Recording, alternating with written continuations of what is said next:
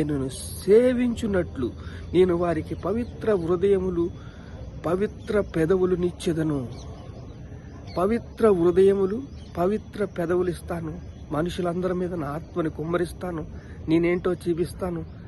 నా ఉనికి ఏంటో చూపిస్తాను. భూమి కలుగును గాక అంటే భూమి కలిగింది. ఆకాశము, నక్షత్రాలు, సూర్యచంద్రులు ఆయనే సృష్టించాడు. ప్రతి మనిషిని సృష్టించాడు. సత్యంలో నడవమన్నాడు. ఆయన సత్యం వైపు చూపిస్తున్నాడు. ఆయన సత్యం వైపు చూపిస్తూ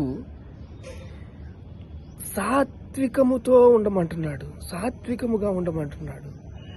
చూడండి, నీతిని ప్రేమించి తిని దుర్నీతిని ద్వేషించి తిని. నీతిని ప్రేమించాడు, దుర్నీతిని ద్వేషించాడు. యాకోబు రాసిన పత్రిక 1:21 మీ ఆత్మను రక్షించుటకు శక్తిగల వాక్యమును సాత్వికమును అంగీకరించండి. ఈ ఆత్మను రక్షించుటకు శక్తిగల వాక్యమును సాత్వికముతో, మృదువుగా, ప్రేమతో వాక్యాన్ని హృదయంలో వేసుకుంటే అది మంచి విత్తనము. 30దంతులుగా, 60దంతులుగా, 100ంతులుగా ఫలిస్తుంది. సాత్వికము, సాత్వికమైన హృదయము అన్నీ తీసేయండి. కోపం, ద్వేషం, అహం, అసూయ అన్నీ తీసేసి సాత్వికముతో ఆత్మను రక్షించుటకు ఒక్క మాట వెళ్ళి గుణపంలో కూర్చుపోతుంది. దేవుడు ఎవరు వస్తారా, ఎవరికి వాక్యం చెప్పాలా, ఎవరిని ప్రేమించాలి అని ఆయన ప్రేమిస్తుంటే మనలో మత విద్వేషాలు, గొడవలు, రెచ్చగొట్టాలు ఇవన్నీ కూడా చేయొద్దు. ఆయన ఏం చెప్తున్నాడు, ఆయన మాట వింటే చాలు. ఆయన మాట ఎలా ఉంటుందో తెలుసా? చాలా సూటిగా ఉంటుంది.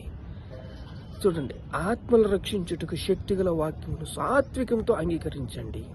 సాత్వికంతో అంగీకరించమంటాడు. అంగీకరించి హృదయంలో విత్తుకుంటే అది ఫలిస్తే, అది ఫలమైతే అది సూటుగా వెళ్ళి వారిని ఫలభరితం చేస్తుంది. ఫలాలు ఇచ్చేలాగా చేస్తుంది.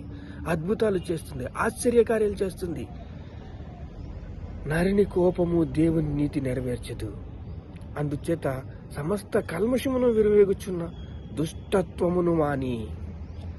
దుష్టత్వం, కల్మషము నీతిని నెరవేర్చేలాగా మీరు ఉండాలి. కానీ నరుని కోపము దేవుని నీతి నెరవేర్చదు. కోపంతో ఏమీ చేయలేరు. కోపంతో ఏమీ చేయలేరు. సమస్త కల్మషము, దుష్టత్వమును మాని. దుష్టత్వం మానండి, కల్మషం మానండి. శుద్ధ హృదయంతో దేవుని సన్నిధిని మీరు ఆరాధించినప్పుడు, స్తుతించినప్పుడు, గణపరిచినప్పుడు, మహింపరిచినప్పుడు ఆత్మలు రక్షించుటకు దోహదపడుతుందంట. ప్రార్థన చేసుకుంటాం. పరిశుద్ధానికి స్తోత్రాలు, స్తోత్రాలు. పరిశుద్ధాత్మ దేవానికి స్తోత్రాలు, స్తోత్రాలు, స్తోత్రాలు.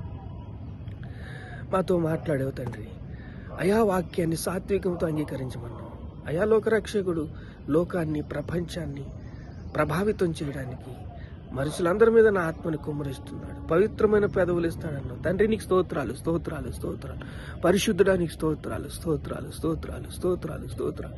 ఘనత, మహిమ, ప్రభావాలు నీకే చెల్లిస్తున్నావు తండ్రి. ఆమేన్.